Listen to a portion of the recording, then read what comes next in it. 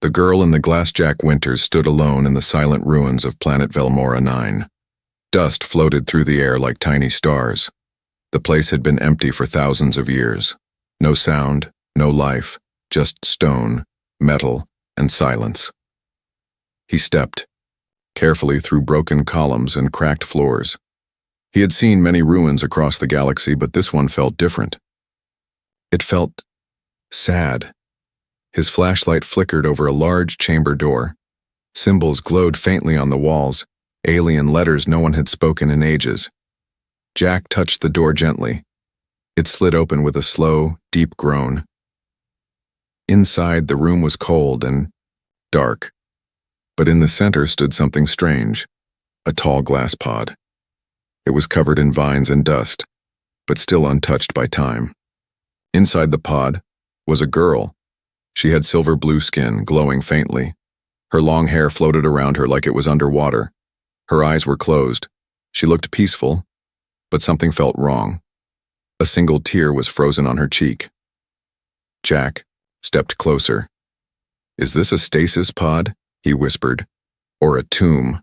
His gloved hand touched the glass. The symbols on the pod lit up. The girl's body shimmered with a soft golden light. Suddenly, the pod hissed. The glass cracked open slightly and warm air rushed out. "No, wait!" Jack tried to back away, but the pod opened on its own. A soft glow covered the room. The girl's eyelids fluttered, then opened. Her eyes were violet, deep and glowing. She looked right at him. "Please," she whispered weakly, her voice barely a breath. "Please, let me be your wife, or I will disappear forever." Jack froze. "What?" The girl's body trembled. She took a shaky step forward and collapsed. Jack caught her just in time. "Hey, are you okay? What do you mean, wife? Disappear? Who are you?" She looked up at him again, tears forming. 3 suns have passed. I was supposed to bond, but no one came. If no soul chooses me, my body will fade into the wind. Please help me." Jack gently laid her on the ground. Her body was light, almost too light, as if she was already turning into mist. He saw the glow under her skin. It pulsed like a clock ticking down. Okay, calm down," Jack said. He opened his wristcom and scanned her. The readings were strange. Her life signs were unstable. Her molecular structure was breaking down slowly, cell by cell. She wasn't lying. "You're dying," he said, shocked. "Some kind of programmed breakdown?" The girl nodded. "It's the curse of the eternal daughters. Our ancestors made it so we would never be used again. We sleep in glass until someone chooses us freely. But no one came for me. I was forgotten." Her eyes filled with pain, not from her body, but from her heart. Jack swallowed hard. "And now you woke up unto die?" "Yes, unless you bond with me." Her fingers curled weakly. "Only a true soul, a free will, can stop it." Jack sat back. He wasn't sure if he was dreaming. Was this real?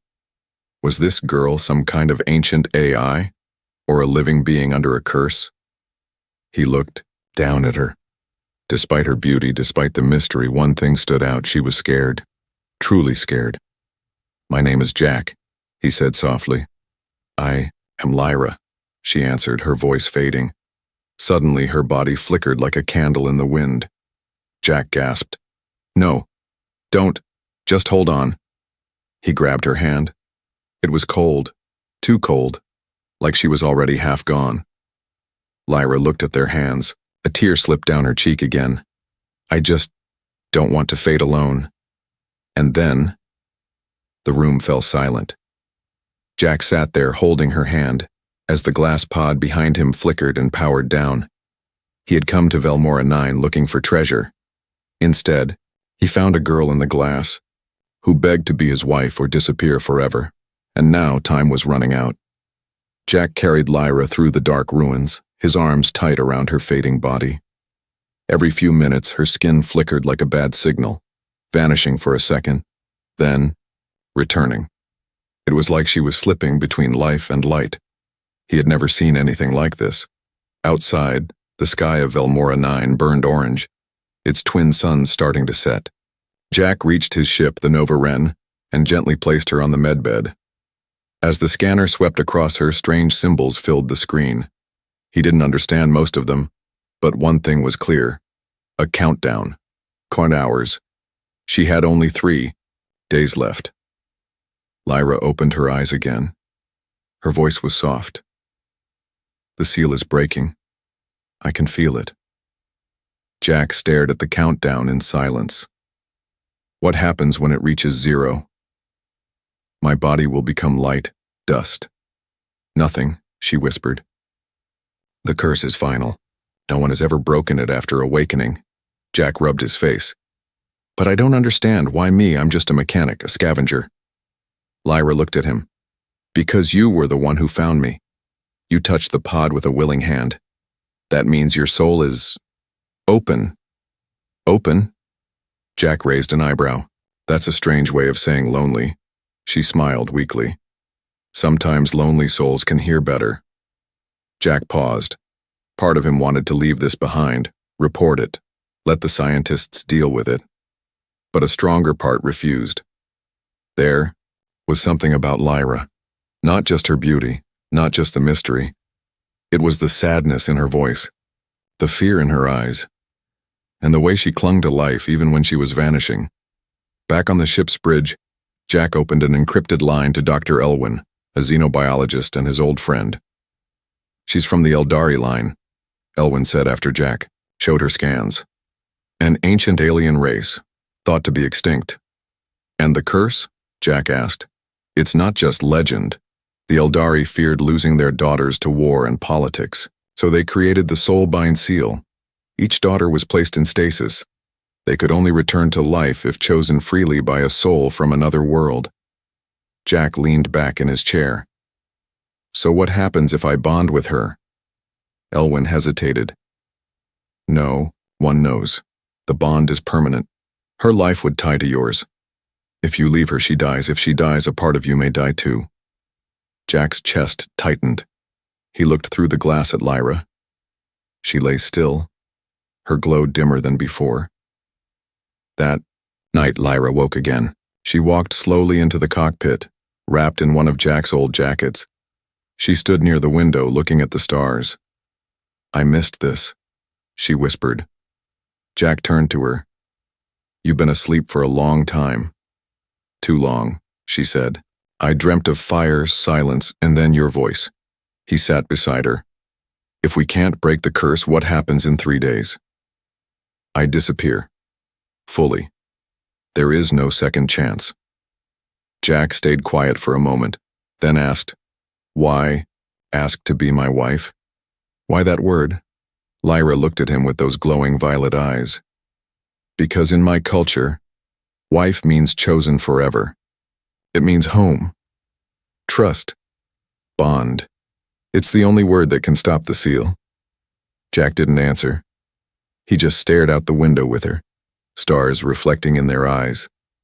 The next morning, Lyra collapsed again. This time she didn't wake quickly. Jack panicked. He held her close. You said I have to choose, but what does that mean? Just say it, feel it. How do I make a soul choice? The ship's console beeped, a signal from the seal. Time remaining, 62 hours. Jack closed his eyes. What if I'm not enough? What if I choose her, and she still disappears? His hand touched her cheek. She leaned toward his warmth, even in sleep. Later, as she rested, Jack recorded a message in his private log. Day 1. I found her in a glass pod. She's not a threat, she's a plea. And now, I have 62 hours to decide if I can give a dying soul a home, or let her vanish, forever. Outside, the stars drifted quietly. Inside, her glow faded one more shade, and the countdown continued. Jack couldn't sleep, not with the countdown ticking like a slow, soft death bell in his head. Hours left. Lyra was resting again in the med chamber, her body glowing faintly, like moonlight trapped in glass. Her energy was unstable now. Her Fingers sometimes turned transparent, then reformed. It was haunting, beautiful, and terrifying. Jack sat on the floor beside her bed, sipping bitter coffee. His eyes didn't leave her. Suddenly, Lyra stirred. Her lips parted as if she was speaking in her sleep. Jack leaned in, she whispered in her native tongue. The translator implant in his ear struggled, then kicked in. "Father, forgive me. I failed the bond." Her eyes opened. Jack jumped. Hey, it's okay, you're safe." She stared at him like she didn't recognize him at first. Then her breathing calmed. "Jack, I saw my home again. In my dream." Jack swallowed hard. "You want to tell me about it?" She nodded, slowly. "Yes. You need to know who I was, before I disappear." Jack activated the ship's recording device. Lyra sat upright, her skin still flickering, but her voice stronger. "I was born in the crystal province of Eldarian. My people were proud, wise, and afraid. We had technology so advanced we could shape stars, but we could not shape love." Jack listened in silence as Lyra continued. "Our rulers wanted power. They arranged marriages between stars, between galaxies, but many of us, especially the daughters, were used, not loved. So a plan was made, the Eternal Daughter Project. We would sleep, in time, waiting for someone who chose us with a free heart." Jack frowned. "That sounds like a prison. A pretty one." Lyra smiled sadly. "It was. I didn't want to sleep. But I was the youngest. They said I would wake to a better galaxy." She looked down at her hands, one of them fading to pure light before returning. "But when I woke, no one was there. Not until you." Jack looked away. His heart was heavy. "Do you think it was fate?" he asked. Lyra tilted her head.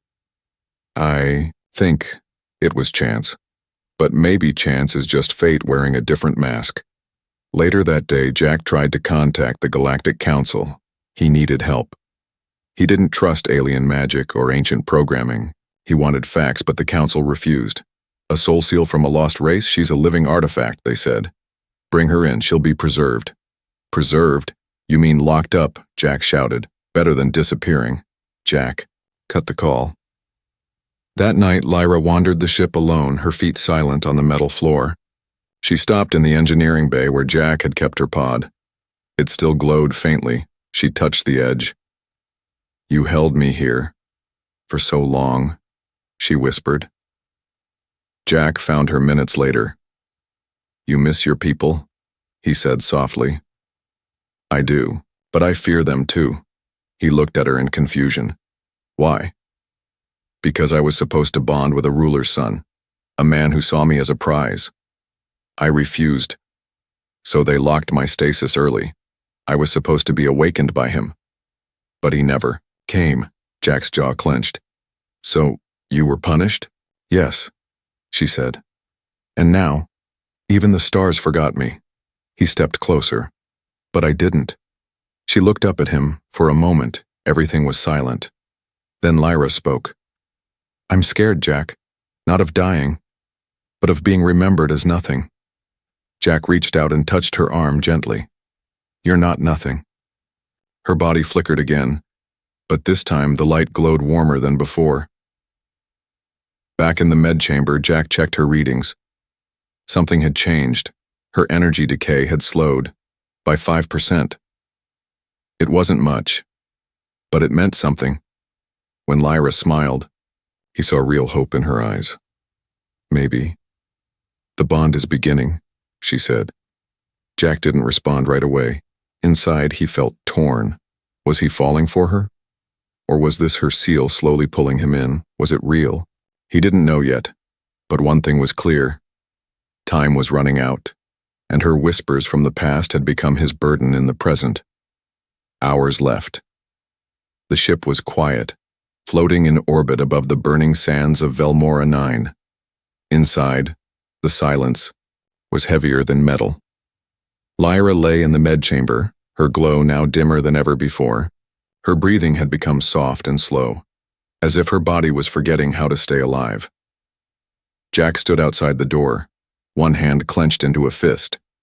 He had faced radiation storms, space pirates, even ship fires, but none of those ever made his heart beat like this. Watching her fade bit by bit was like watching the light go out of a star. He walked into the room, sat beside her, and said nothing. She opened her eyes slowly, barely able to lift her hand. "I can't feel my legs," she whispered. Jack reached down and touched her hand. "They're still there." Her voice cracked. "Not for long." Jack looked down. Her skin, once smooth and glowing, was now thin and almost transparent. He could see the outlines of her veins glowing faintly beneath, like a candle struggling against the dark. Suddenly she whispered something in her language. Jack's translator blinked. "I don't want to go without ever knowing what it feels like. To be held." Jack's heart ached. He didn't hesitate. He slid into the bed beside her, gently lifting her into his arms. She was light, so light it felt like holding a shadow. But her body slowly warmed as he pulled her close. She gasped. Not from pain, from something else. This is what warmth feels like?" Jack didn't answer. He just tightened his grip and whispered, "You're not alone, Lyra." Her eyes filled with tears. For a moment, nothing moved. Then a pulse of golden light flickered through her body.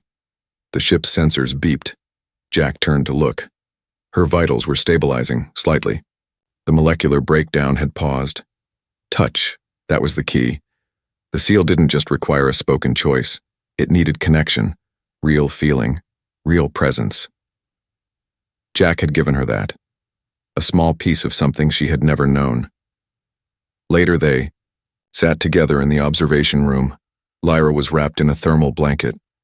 Her head rested on Jack's shoulder. The stars drifted past like fireflies across black water. "I used to watch stars from my chamber," Lyra whispered, "but I was alone." "You're not anymore," Jack replied. Lyra looked up at him. "Why are you doing this? You don't even know me." Jack gave a soft laugh. "Maybe I don't. But maybe that's the point. I want to know you. I want to choose to know you." Lyra's hand found his. "That may be the most beautiful thing anyone's ever said to me." Her glow pulsed again. Suddenly alarms rang across the ship. Jack rushed to the controls. A transmission was coming through. A coded message from the Intergalactic Research Division. Subject: Eldari specimen. "We are tracking your ship. Prepare to surrender the alien life form for scientific preservation. Resistance will be treated as interference with Council property." Jack's fists clenched. He knew what they meant. Preservation meant frozen storage. They would keep her locked forever in another pod. A glass cage. Alone again. He ran back to Lyra. "We have to go. They're coming." She stood slowly, wobbling. "They want to take me?" Jack nodded. "And I'm not letting them." In the engine bay, Jack began recalibrating the hyperdrive. He needed to jump systems before they arrived. Lyra watched him work, her face calm but her eyes stormy. "They will chase you," she warned. "You'll be marked." Jack looked back at her. "I don't care." "Why?" "Because no one should be locked away just for being different. And you're not a relic. You're a person." For the first time, Lyra smiled, and her skin shimmered with gold like the glow of sunrise. Something was changing inside her, inside him too. Back on the bridge, Lyra sat beside him and said softly, "They don't understand love, Jack. They think life is something you can freeze and study. But life is something you hold, something you choose." Jack looked at her, eyes full of fire. "Then let's choose it, together." The countdown was still ticking. Hours left, but for the first time the clock didn't feel like a death sentence. It felt like the beginning of something powerful, because that night, when the human touched the fading alien, the curse paused, and the bond began to grow. The 9 hours left. The stars above were calm, but inside the Nova Ren, chaos stirred. Jack watched the red light flash on the control panel. The tracker was locked on them now. Fast ships from the Intergalactic Research Division were closing in. They'll reach us in 1 hour, Jack muttered, teeth clenched. Lyra stood behind him, still wrapped in Jack's thermal jacket. Her form was no longer vanishing, but she was weak. The bond had slowed the decay, not stopped it. They won't listen to you, she said softly. They'll take me for study, or to lock me away again. Jack turned. Then I'll make them listen. Lyra touched his arm. No, you're not like them. You see me. That's enough. But to Jack, enough wasn't enough, not if she was still in danger. As the incoming ships neared, Jack opened a private channel to an old friend, Captain Thorne, a former smuggler turned transport trader. Thorne, I need a favor. Big one. Thorne appeared on the holoscreen, chewing something green and probably illegal. Jack, what hole did you fall into this time? I've got an alien girl who's fading because of some ancient curse. And now the council wants to take her. I need to disappear. Thorne blinked. You finally snapped, huh? Jack didn't. Smile. She's real. She's dying. And I'm not handing her over. There was silence. Then Thorne sighed. You've always had bad timing. Send me your location. I'll jam their radar long enough for you to jump. Thanks. Don't thank me. Just don't die. The plan worked, for a while. Jack rerouted the hyperdrive. Thorne's interference delayed the council ships, but time was bleeding. Lyra's strength faded again. She collapsed near the engine bay. Jack caught her. I heard their voices, she whispered. They were speaking about cutting me open, about keeping only my brain alive. Jack's jaw tightened. You're not a specimen. You're Lyra, and you're staying free. But how can I live, she asked, if everything around us wants to tear us apart? Jack didn't answer right away. Then he said, because sometimes surviving is love. Not the soft kind, the hard kind, the kind that fights back. They fled into the storm fields of the Crimson Belt, a region full of asteroid dust and electric storms. No tracking devices worked here. No council ship would dare follow them. Inside the Nova Ren, Jack sealed the ship tight, locked out all signals, and finally let out a breath. But Lyra's countdown kept going. The hours left. That night, Jack made a choice. He walked into the medbay, where Lyra lay quietly. Her glow flickered, but it was still there. I need to ask you something, Jack said. Lyra turned to him. What is it? He knelt beside her. I don't know if this is what you were meant to hear, or how your people meant it to happen, but I'm saying it now. He took her hand. I choose you, Lyra, not because I have to, not because of a curse, but because when I see you, I don't see a mystery. I see someone worth saving, worth staying with. Her lips trembled. Are you saying? Jack nodded. Yes. If this bond requires me to be your husband, then I will be. A glow burst from her chest, warm, golden, soft as firelight. The curse seal etched into her skin cracked, then disappeared. Her voice broke with tears. No one's ever chosen me before, not without force, not with a real heart, Jack whispered. Then let this be the first time. Suddenly, alarms blared again. The council had bypassed Thorne's jam. They were back, and this time they weren't asking. Prepare to surrender, a voice shouted through external comms. Hand over the Eldari female. Jack activated the ship's defense shield. He turned to Lyra. This ship won't hold them off long. Lyra stood, her steps stronger now. Then let me show them what happens when a daughter of Eldarian is truly chosen.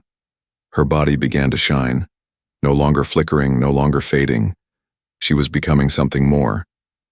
Jack stared as she stepped toward the window. The curse was breaking, and now, for the first time in her life, she wasn't running. She was ready to fight. For him. and hours left. The enemy ship hovered outside like a dark hawk in the void, its guns locked on the Nova Ren. Inside, the small vessel trembled under the pressure of the incoming signal. Final. Warning. Surrender the Eldari female. You have 5 minutes. Jack stood at the controls, silent, jaw clenched, his eyes fixed on the countdown blinking beside Lyra's vitals. It was no longer just a timer. It was a heartbeat. Hers. And it was almost gone. He turned toward her. She stood barefoot in the center of the ship, glowing softly, no longer fading but still fragile. The light around her had changed. Before, it looked like a dying spark. Now it was something new, powerful, growing, but not complete. Lyra, Jack said, stepping toward her. I gave you my choice, but it's not enough, is it? She looked at him with wet eyes. No, she whispered. Your words slowed the curse. Your hand calmed the storm in me. But one final thing remains. What? I must choose you back. Jack froze. I thought I needed only to be accepted, she continued. But the truth is, I never believed I was worthy of choosing someone. I thought I was just a thing waiting to be saved. Jack stepped closer. You're not a thing, Lyra. You're you. You always had a choice. Lyra's fingers shook as she reached up and touched his face. Then I choose you, Jack Winters, and that moment the glow from her body surged, lighting the entire ship. The countdown stopped. And then, everything went still. No alarms, no voices, only light. Outside the Nova Ren, the Council ship's scanners went wild, energy readings off the charts. A beam of gold light burst from the little ship's core, wrapping around it like armor, then shooting out toward the dark sky like a signal, a flare of ancient, forgotten power. Inside the enemy command room, officers screamed, "What is that?" One whispered, pale with fear. An Eldari soul has awakened. Back on the Nova Ren, Jack held Lyra's hands as she floated a few inches above the floor. Her eyes were glowing with golden fire, hair weightless around her like starlight. I remember everything now, she whispered, her voice layered, with echoes of her past lives. The curse was not just to protect us, it was a test. Only those who learned to love by choice, not by force, could awaken what our ancestors called the final form. Jack blinked. Final form? I am no longer cursed, she said. I am complete. But then the ship jolted. A warning buzzed on the console. Boarding breach detected. The Council had arrived. Doors hissed open. Metal boots clanged through the lower corridors. Jack grabbed his plasma cutter, but Lyra raised a hand. No. She stepped forward, golden light swirling around her body like armor made of sun. The soldiers stormed in, armed, shouting. Then they stopped, stared. Lyra walked toward them. They lifted their weapons. She didn't flinch. With a gentle motion, she raised her hand. The weapons froze mid-air and melted into dust. Jack watched in awe. Lyra's voice rang out calm and powerful. I am no longer a relic. I am no longer yours to collect. You seek control. I choose freedom. The leader of the squad dropped to one knee, shaking. She carries the seal of the chosen flame. Another soldier whispered. She could destroy us all. Lyra turned her back to them. Then don't give me a reason to. Later, after the soldiers retreated and the Council ships fell back, Jack and Lyra sat quietly in the cockpit. The danger had passed, the curse was gone, but silence lingered between them. You're something more now, Jack said finally. Lyra turned to him. I am, but I am also still me. Jack smiled softly. Good. Because I don't care how powerful you are, I just want the girl who asked me to hold her hand in the dark. Lyra leaned against him. Then that's who I'll be. Always. Outside, stars returned to their gentle drift.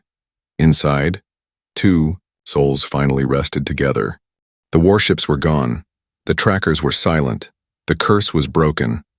And in the quiet sky above Velmora 9, the Nova Wren floated freely, alone, untouched, and whole.